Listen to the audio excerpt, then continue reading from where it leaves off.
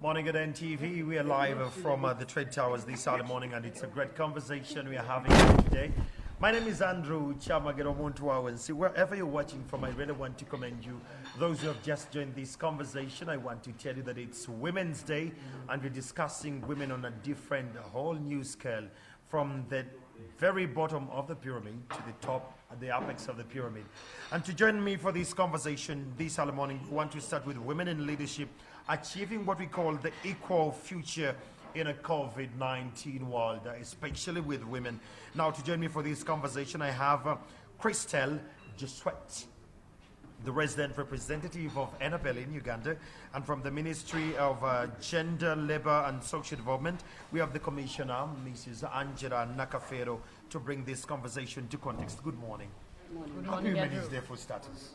Happy Women's Day. When it comes to me, then I'll send it to my mother, my sisters, and all the women around the world. And thank you so much for the great work you're doing. Let me start with Christelle. What does the theme of this year's Women's Day mean to you as Annabelle? The theme, as you mentioned it, Andrew, is a very important one because it's women in leadership, achieving an equal future in a COVID-19 world. So there are three particular elements in this one that mean a lot to Enable and to me also as a person. It is leadership, equal future, and of course the impacts of the COVID-19. So this is why it means so much to us. And I also feel that the theme has a particular relevance for the world, but also for Uganda particularly. Because when we talk about women in leadership, we have also to address gender equality. And we know that when we talk about gender equality, there are many ongoing challenges that predated COVID-19 time, and there are also COVID-19 induced challenges that somehow made it worse. So if you see what I mean in terms of ongoing challenges and leadership, we know that we still have fewer women than men, by instance, in leadership positions. If you look at parliament, for instance, how many seats are held currently by women? Do you know, Andrew? They're very few. I wish we could get closer to the stage of Rwanda, because Rwanda, when it gets to the women conversation, I think they're leading. They have quite a lot of great representation in parliament and all those. So in Uganda, it's for now 35% of seats held by women. It's not so much. If we look at the ministries, seats held by PS, so quite a high position in the ministries, 40%. And in public administration, 33% only. If we look at local government and politics, because we are also talking about leadership and how can women engage in politics, it's less than 3% of elected leaders at local government level who are actually women. Less than 3%. That is very appalling. So there is a big margin for improvement. And this is what I call ongoing challenges that predated even the COVID-19 time. Now if we look at the private sector, we know that in private sector, and this is not only in Uganda, we have the same in many other countries, that women are underpaid in the private sector often compared to men doing the same job. So it's still an ongoing challenge also. And then I think we also have to look at family workers. You know, you mentioned your mom also. And and my wife and my daughter. And your wife. But there are also so many women outside that are doing all the family work, which we call frontline family workers. And of course, they're not paid for it. So at the end of the day, they support the whole family, the children, the husband. But at the end of the day, they don't get any meaningful resources. They don't often own land, property. So it's also very difficult then to engage even in a political career. Because if you don't have any funds, how can you meaningfully engage? I mean, from the ground, you're already beaten up. From the ground, you already have so many challenges that it's hard really to move forward and to get ahead, you know, in the world and be a meaningful citizen of the country. But we can actually get there.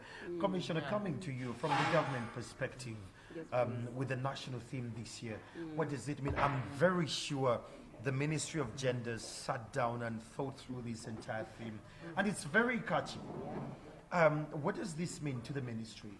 Well, our national theme for this International Women's Day is building on women's strength for a better future in Yeah. a COVID world. We recognize that, as Christella is emphasizing, that COVID has had a lot of impact on everybody, on all aspects of our lives. Indeed. And of course, in all this time, hard times, there's a lot to celebrate about women. Women have held the economy. They're producing food that has enabled us to go through these challenging circumstances. Yep. They've kept the families together. They provide for everybody. They're looking after the sick ones. And of course, when we look at the women who have been the champions of the struggle against COVID, you really vividly see the faces of women. I don't need to name them. You Of know course. them very well. So women have contributed significantly towards response to COVID, but even after, during this time of COVID, women are still playing a very big role, which we need to celebrate as a country. Because if we didn't have somebody looking after the sick, it would have been a disaster. Yeah. We are always in our homes. We're looking after the children. We've had all our children back home, regardless of that. And you've whatever kept age. it going. And the children have been kept going and healthy and ready to go back to school. Now, Of course, we've had challenges. Number of girls have become pregnant. that is the This is what biggest I was worrying challenge. thing. It's Yes, a it's challenge. huge. But of course, it's a wake-up call that as a country, we need to respond to this big challenge. And of course, the impact of poverty, when people lost their income, when people don't have enough food, Yeah. all those are issues that we need to reflect on as a country if we are going to recover from the impact of COVID. Wow, that is very deep. Crystal, when you hear what she says, that this is a wake-up call for us as a nation and as humans to wake up to this. How do we bridge the gaps of the challenges that we have, especially when it gets to leadership for the women or the girl child from the grassroots to the national spectrum? Well, I think it's a very important question. But Angela mentioned there are many issues and we have to acknowledge them, because I Yeah. think the first step in order to sort out issues is to acknowledge and to understand why. So first of all, I think we need to understand what are the underlying reasons that brought us to this situation now. Yes. I think even in 2017, according to UBOS statistics, 2 out of 10 girls, I think, dropped out of school because of early pregnancies. So it's not a new challenge, but somehow it had been made worse by the pandemic, as Angela also explained.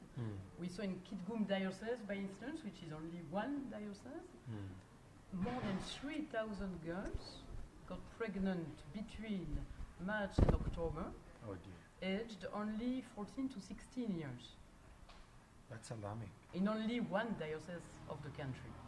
So it's really a lot, and it means most probably gender-based violence, Oh, yeah. so physically, emotionally, sexually, and also violence, which can lead to many things: loss of self-esteem, trauma, long-term learning disruptions. Because are they even going to go back to schools, having a baby? Yeah. I don't think so.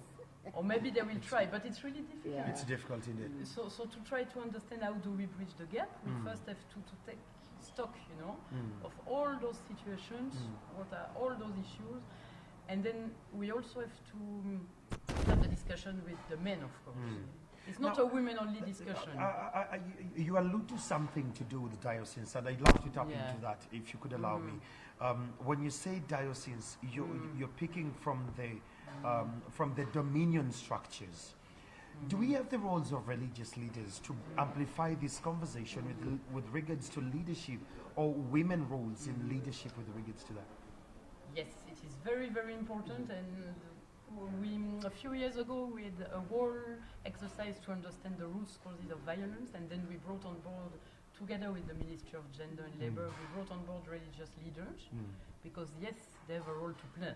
So everyone has a role to play, starting from the family, the father, the daughter, then the schools, because we have religious leaders, but I think teachers have also an extremely important role to play, Yeah.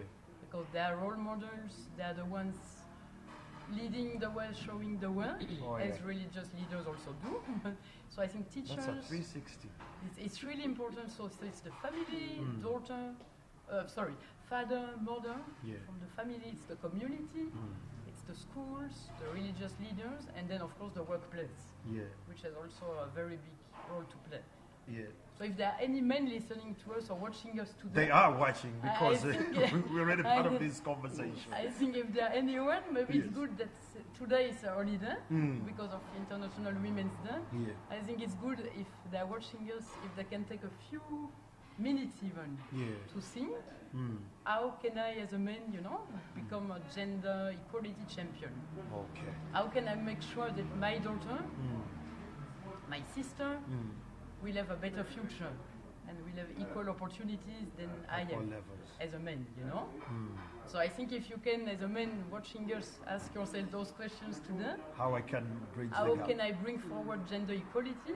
I think this would be already like a meaningful, even if only a small action to bridge the gap that you mentioned Yes. and to move forward.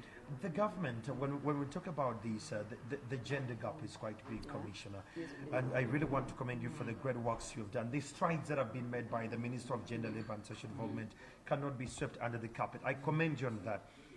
But where could be the problem? Do you have a problem of culture that is in one way or the other deviating the conversation whenever we try to bridge that gap? Well, the challenge is quite many, but of course, as you hinted, culture is part of the problem Yes. because you find that in most of our cultures, don't give equal entitlement, It's a equal patriarchal approach. opportunities to boys and girls, to men and women. Mm. And of course, we are starting from a point of view where already opportunities are defined. Yeah. And of course, the gaps between men and women, boys and girls, is already huge. Yes. So culture plays a very important role in terms of shaping us, in terms of socializing us, in terms of defining the opportunities that each of us is entitled to. Okay. So culture is very, very important for Now, us. that brings me to another question. What are the opportunities then that are there for the women in the government and in the private sector, which I'm sure the government regulates, for the women so that we can have them, involved, the inclusion part of it? I think maybe before I talk about the opportunities, Yes. I need to talk about the existing strengths. Yes. The strength is we have the positive laws and policies. Yes. Uganda has already defined gender equality as part of our own in terms of our programs and in terms of our projects. So for me, that is a very It's a big good starting plus. point. And of course, as the Minister of Gender, being the national coordinator of programs for gender equality and women's empowerment, we've defined quite so many programs. And we're implementing most True. of these programs. True. Programs on ending child marriage and teenage pregnancy, programs on promoting women's economic empowerment. Yes. Economy is very, very important That I've for seen. women. And women start most of the businesses around the globe. In the Yes. country, they're actually doing great. Programs for supporting girls in education. Stella is talking about the second chance for girls. Oh, yes. Government has said, yes, we need a second chance for these girls. But of course, its success will depend on the support of everybody, all especially the layers. parents. Yes. Schools are opening up. but Yes. Are parents ready to support the daughters to go back to school? Yeah. So we have strong programs, we have strong laws, we have the political will is already there. We just need to change our mindset in terms of really saying that boys and girls are equal, men and women are equal, equal, yes. and treat them as Equally. equal human beings Nice. in whatever we are doing. Now that brings me to my question. Now, what are the opportunities there for the girl child from the village level to the national level with regards to inclusion aspect, especially in business? I really need to hear the opportunities for the Well, women. opportunities in business for women. I need to really emphasize that we already have programs for promoting women's So it's economic the women empowerment. to just plug in. Exactly. Okay. As a ministry, we are coordinating the Uganda Women Entrepreneurship Program, is providing credit for women at really a very low interest rate. Nice. It's more of a revolving fund Nice. where women can dig into. Wow. Right now, we are having a discussion on coming up with a wider, comprehensive women's economic empowerment program, where we want to talk about investments, we Now want you're to talk talking. about savings, we need to talk about women owning property, because Talk it's to very, me. very, very important. I hear you, Commissioner. I hear you. These are the conversations we need on But Women's at the Day. end of the day, we also need to inspire women. Yes. Because it's one point accessing credit. It's another point to know what you're going What to you're use going the to use credit it for, and to look the next 5 years in future.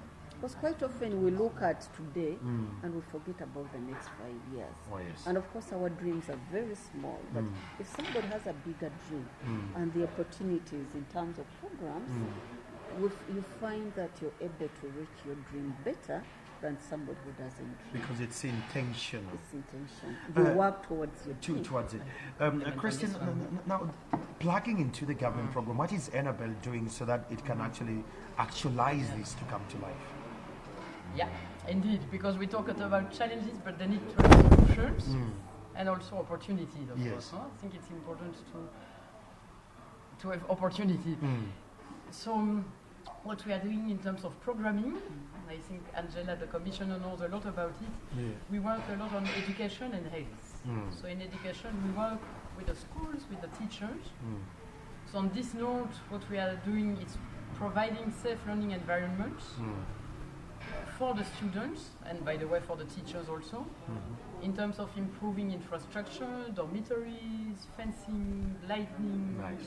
solar energy, you know, everything to make sure that we have a safe space for the girls to go and study, that they should be able to do so. We also provide early childhood development centers in those schools, which means there is a possibility for the girls coming back to school with a child, Yeah. or even for the teachers having a child, to have this child taken care of properly while they are studying or while they are teaching. Okay. So I think this is also really important. That is critical. Now, this is mostly on the teacher training side, which we support, but we have also important investment in skilling.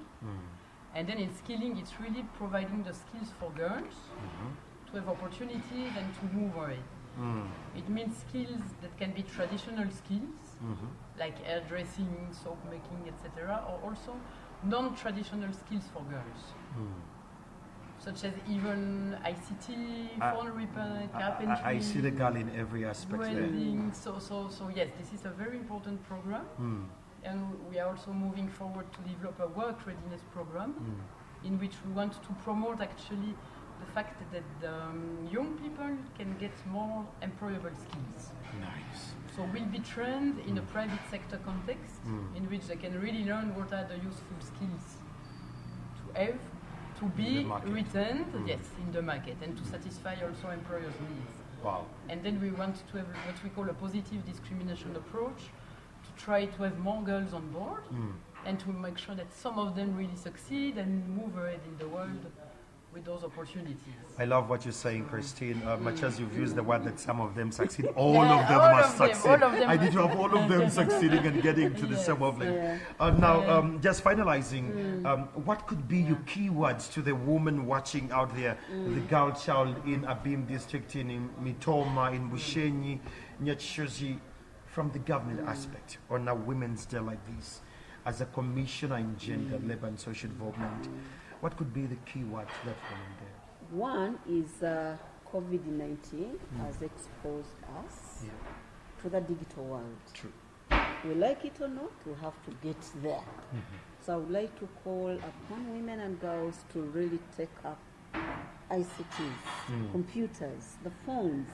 These are very, very important tools for our own economic empowerment.